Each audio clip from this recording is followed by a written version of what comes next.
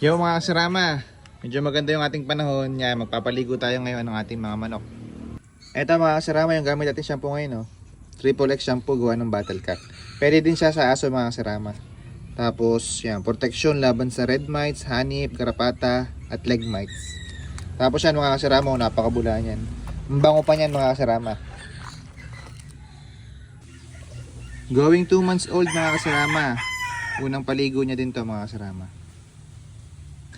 Ito mga kasarama, 3 months old naman to. Lahi pa po ito ng ating Lolo BBR. Yan. Pula din po ito mga kasarama. BBR din. Pa 10 heads mga kasarama na pinapaliguan ko. Ito pa din yung ating shampoo na ginamit. Oh. Napakabula pa din mga kasarama. Hindi pa din nagbabago yung kanyang bula. Oh. Ito mga kasarama yung ating napaliguan lahat. Bali ito po ay 15 heads lahat. Isang shampoo lang mga kasarama nung Triple X shampoo. 15 heads yung aking napaliguan mga kasarama. Ayan sila lahat. Oh. Napakasulit mga kasarama. Mabula pa din nga. Pwede pang gamitin mga kasarama.